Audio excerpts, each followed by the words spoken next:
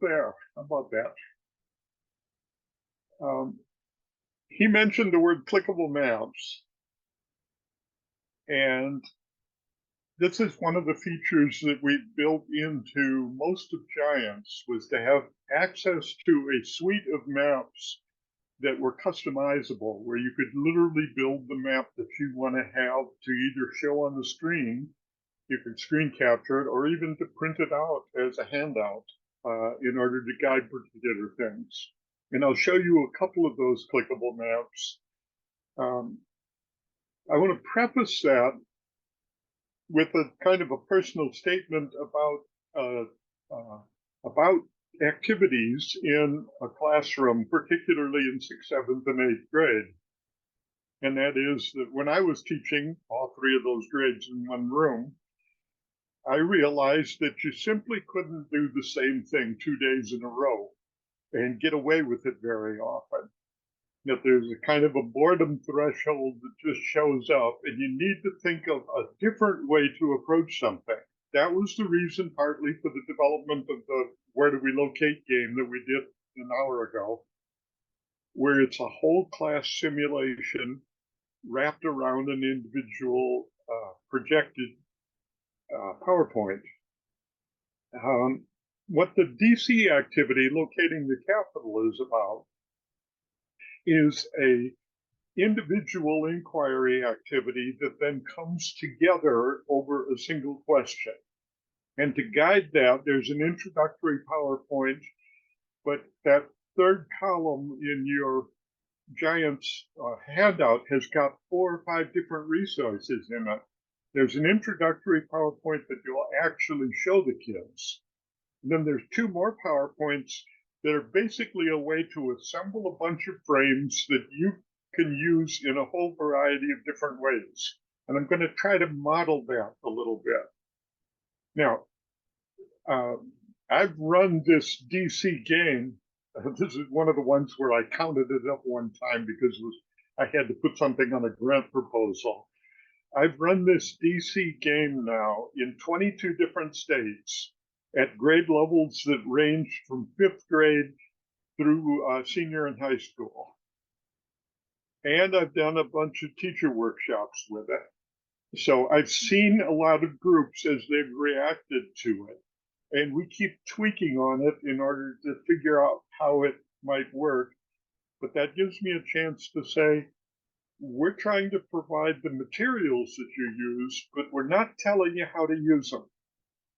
That there's a variety of different ways in which you could structure this game. I'm going to model just one of those ways, and then we'll mention it a little bit later on. And with that, I'm going to introduce locating the capital. Try to leave enough time that we can look at a couple clickable maps that you might use before locating the capital or after locating it, or even right at the beginning of this unit 1. So with that, a slideshow on how do we locate the capital. Like I say, this is the one that you might use as a presentation for your students, but you might not. Depends on how much you want them to know about what the other groups are doing within the room. So, the year is 1790. The Constitution has been adopted. And we think we've solved most of the problems because we've survived as a union through 2 huge compromises. And we've created this, we've created a weird plan that is cascading all the way into the 20th century, called the fact that we give the House of Representatives based on population and the Senate based on the number of states, and they don't necessarily agree with each other. And we've had a compromise about counting 3/5 of, anyway, you know what the compromises are about. What we didn't have time to do is to decide where we're going to locate the capital of this country. Right now, it's kind of tentatively parked in Philadelphia. So where are we going to do this? Now, popular history books, the folks that I kind of like The Story of Us by Joy Hakem. It's a series of books about that. And they talk about this interesting story about how old Tommy Jefferson called Alex Hamilton and Jimmy Madison together, and we're all going to have supper one time, and we're going to solve the problems of the world, especially since Tommy Jefferson has got a nice little vineyard out back that will lubricate this discussion. Anyway, that's the popular story that we worked out. It seems a little bit too easy. Did it really work out that way? And that's me as a geographer questioning a historical narrative. Let's keep that story in mind as we look at the geography of this country, because we're going to use that idea about that compromise as a way to explore the geography of the country, and then use the geography of the country to explore why the compromise was so easy. And the refusal to address the issue of slavery eventually led to a civil war and continues to influence voting today. So, the way this game is played is that you've got a package of printed handouts, numbered from 1 through 9 like that. Each group gets one of two versions of a background map if you think they need it. And the background map simply identifies the location of the individual colonies at the time. And then it asks a few questions about that so that they get an idea of where they are relative to each other. This is just a way of getting them to look at the map. Then there is a handout that explains the problem, and it provides suggestions for where this capital might locate it. And you can either give them that handout, I didn't show it on the screen here, or you can just hold it back and say, we're going to leave this completely open-ended. We're not going to even have a candidate list of cities. The delegates that came to the convention actually at one time or another mentioned 21 different cities that they thought should be the capital. And among them, there were a whole bunch of people that were in favor of some of them. So we broke that down into a set of geography questions about it. And each of the maps has information about a specific topic of colonial geography. Now, you might want to be a little bit strategic based upon the answers that your kids gave in the game at the beginning. Whether they focused primarily upon the strategic location of the fort, or whether they focused on the physical environment, the mountains and the rivers and so on, or whether they focused on the cultural environment, the location of the enemies relative to you and things like that. Based on your diagnosis in that game, you might strategically hand individual students one of these. So I'm just going to show what all of the different maps look like after I make one more sentence. And the one more sentence is, each map also introduces a different map or graphic skill. And that might also influence how you hand these things out. So one group gets some information about the climate in this place. And they're asked to analyze it by counting up the number of months that are too hot and the months that are too cold. You have to remember, this is back when we did not have central heating, and we certainly didn't have air conditioning. And there were people that said, we can't possibly locate the capital in Boston because it's just too cold, and the delegates are all going to freeze to death, and we couldn't possibly locate it down in Georgia because it's too hot and they're never going to get anything done. They're just going to be sitting out in the shade and fanning them. You get the idea that at that particular time, climate was a bigger determinant on what you could do in different places. And one of these groups is given a set of graphs to analyze the climate and to classify it. And then based on the climate, they're going to pick where they think the capital should be. The next group gets a map of population, and their job is to say, where within this population would we want this capital? Would we want it, in a crowded area, or do we want to have it way out somewhere else? And you know that Great Britain, for example, located its capital in the most crowded part. Brazil deliberately chose to locate its capital in an unpopulated area so that it wouldn't be influenced by the people that are immediately around. It wouldn't have other economic activities going on. So this group builds a set of graphs, and then they're supposed to use those graphs as part of a presentation or a poster or an oral discussion in where they think we're going to locate the capital. The third group is given a map of the cities that exist right now, and they're asked to classify the cities into 3 groups. This is a very common problem with map making in general, is where do you draw the line between the groups? Because you can make a map say different things if you draw the line in different places. And so they go through that process. They're told that these are what you call a small city, and this is a large city, and then you've got to name all the rest of them, and then you've got to make the map that looks like it. Now, I'm going to show you another PowerPoint that has all of these maps done. But that's, of course, what the kids are supposed to be doing. Another map gives a measure of the slave population, that how many thousand slaves were in each colony at that particular time. And their job is to make a map of that and then to use that map to decide where they think the capital ought to be. Another group looks at what the people are growing in the different parts and whether what they're growing is for their own use or for export. At the time that the Constitutional Convention, exporting tobacco from Virginia was the single biggest moneymaker in the colonies. And that gave Virginia a particular perspective on what exactly they wanted to do, in terms of taxation and some of the regulation of trade and so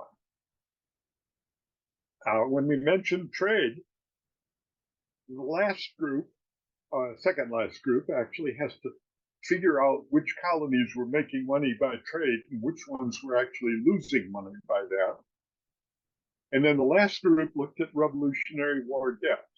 Now, all of these issues were actually mentioned at the time of the Constitutional Convention by different delegates as to some of the reasons they had for some of the decisions that they made.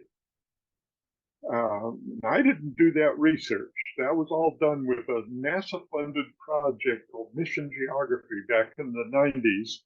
And that was the very first time we saw this game. And then we've been developing it ever since then. So if we were in a 3-hour workshop somewhere, I would just turn all of you loose right now, grab one of these maps, make it, and see what happens. We're not in a 3-hour workshop. You guys would like to, disappear sometime between 6:30 and 7:30. So I'm just going to say, each group working independently, or individuals, if you want to even break it down finer than that, tries to choose a good location for the capital based on the specific information that they have on their map or graph. Remember, every one of those kinds of information was a criteria that was mentioned at the convention. And half of them were going to, things like debt and trade and slavery and so on are going to continue to plague the country for the next 100 years or so. Like Dave said, part of the organizing metaphor that we've got is that we keep kicking the can down the road a little bit. So, spoiler alert, at least one delegate used every bit of this information to influence their vote at that time. And then finally, the groups had to get together, compare information, and try to come up with a compromise location. Yeah, like I say, we have a teacher packet for you that has a whole bunch of visuals that can demonstrate that skill. And when it's all done, we can try to identify what message we learned from the Great Compromise.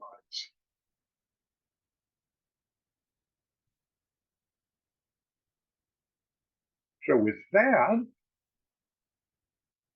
let me wander over to show what the teacher files just look like. And we're not going to spend a whole lot of time with this content. The whole point of this was to make this available. So the people that worked through the climate one would basically come up with numbers like that.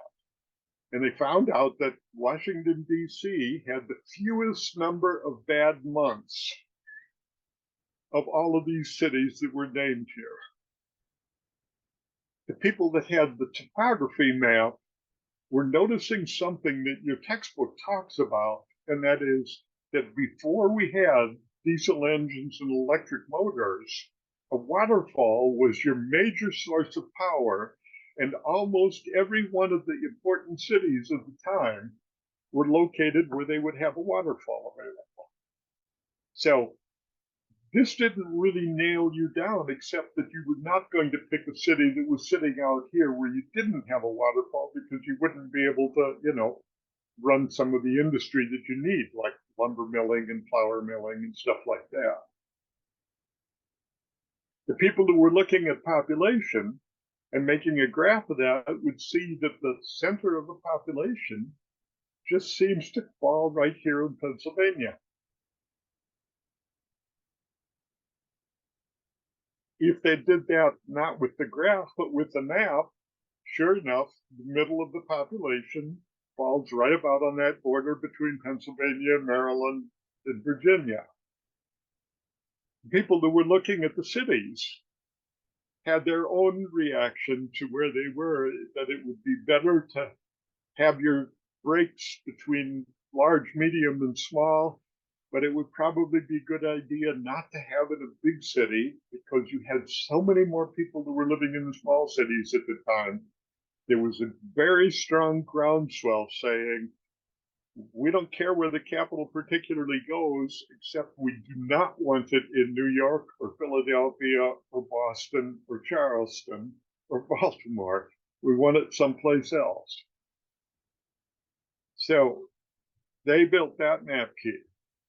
The ones that had the slavery information would build a graph that looks like this, and look here, that the border between the non-slave region and the North Slave region turns out to be about on the Pennsylvania line here. That would show up whether you do it graphically or by coloring the map according to the percentages of the slaves there.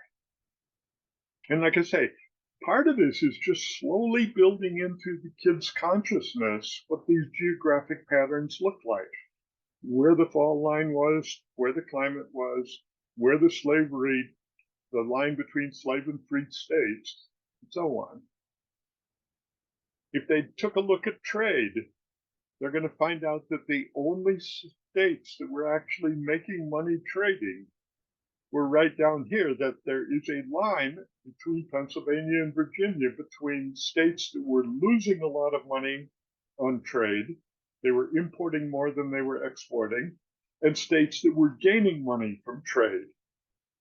And that influenced some of their decisions in the Constitution about the regulation of commerce. That can be shown either graphically or with the maps by graduating the arrows. You notice how the imports are a lot bigger than the exports here, and then the exports become bigger than the imports when you go south of that line. And then finally, when you take a look at the map of the debt, the big division between the debtor and the creditor regions turns out to be right about there.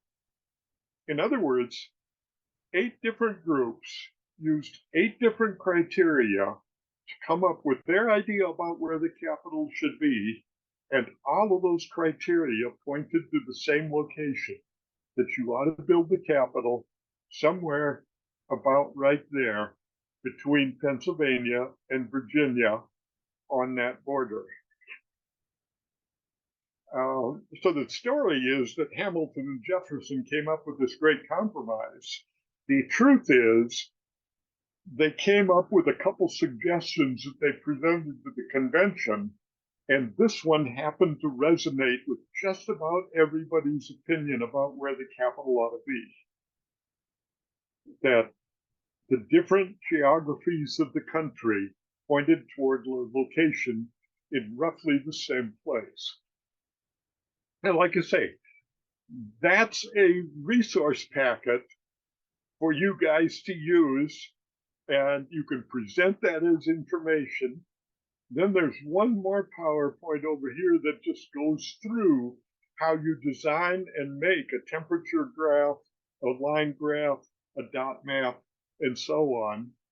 And so you can, I'm not even going to load that PowerPoint up. I'm just going to say it talks about dot maps, it talks about spatial patterns, it talks about the aura of a city and what that means. It talks about the balance of trade. And I think at the end of this thing, I even have Jefferson's letter about death and as a primary document that you can look at. So one PowerPoint to present to the kids, one PowerPoint for you to tear apart and incorporate within your own PowerPoint if you want to, or just use to help evaluate what your students have produced when they do their individual activities.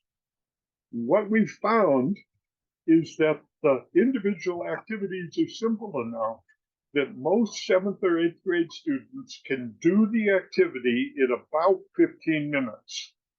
So you can present it for 10 minutes, have them do it for about 15 minutes, and then you've got 15 minutes left for discussion in a particular period, and it all fits into one class period if you want. Or you can make it as a take-home activity where they do their own presentation at home and come back and pretend that they're in a constitutional convention and make the presentation to each other.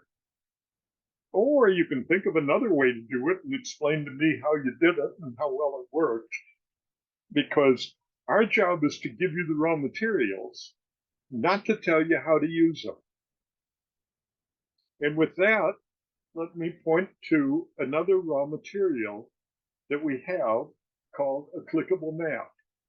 And one of the clickable maps that you might want to use is a clickable map about basic geography of the United States. This basically lets you put up what the growing season looks like, or where the large plantations were when we get closer to the Civil War, or where the Corn Belt was, or where the big population areas are, and so on. And a clickable map lets you put 1 or 2 or 3 things on at the same time. Maybe see that the Confederate States turned out to be the ones that had plantations, but not corn, and things like that. Or you can clear it off. Now, that's one easy clickable map. The one that you might want to use while you're doing this, where do we locate the capital, is the one about the U.S., the colonies in the late 1700s. So I can turn the land green so that it's a little bit easier to see some of these other things. Maybe put the Great Lakes on so we can find things like that. Oh, it might be cool to put the rivers on here too. And then you've got access to a whole lot of other information, like where is the slave population at the time? You know, how does that compare with the total population? In fact, you can put them both on, and it actually shows for each dot what fraction of that county was slaves. You could put up the location of the possible capitals that had been suggested and where people were raising tobacco. Well, you can't see the tobacco very well, so let's clear the map off and put the tobacco plantations on there. In other words, we're giving you a very flexible resource so you can construct a map that you might want to use. And then if you want to actually have that be semi-permanent, write to Dave and we'll try to figure out some way that you can actually get a wall map of that for about $20 that is made on a vinyl that you can write on with erasable markers and put all kinds of information on what it looked like. I'm trying to get some light on it and still have you see what it looks like here. Um, like I say, we're trying to give you some resources that you can use in a very flexible way and a game format about locating the capital that makes the transition between the Constitutional Convention and the rest of your course, which talks about how do we resolve issues of trade, slavery, population expansion, and so on. So, with that, any questions? Is there a way to maybe print the map once you have all the items on there that you want it to have? To print it? Yeah, some computers you can just click print screen right there, and Oh, you've got right, what you right, need. right. And that's probably the easiest way. Is that it's the way I choose to do it. Is to do a print screen and then load it into a PowerPoint or your own graphic software or into Word. That it's just a JPEG when you've done that print screen. And Susan, if you have a modern version of Windows, which I always have to say that like that because school districts, I still have some in my zone that are like still running Windows XP. But if you have like Windows 10 or Windows 11 on your school computer, there's a snipping tool in there that you can use that just like it turns your whole screen dark and you click on the part of it that you want and then you can put it into a Word document pretty easily. Yeah. And some computers you can just hit P for print and it'll print what you see on the screen at the moment.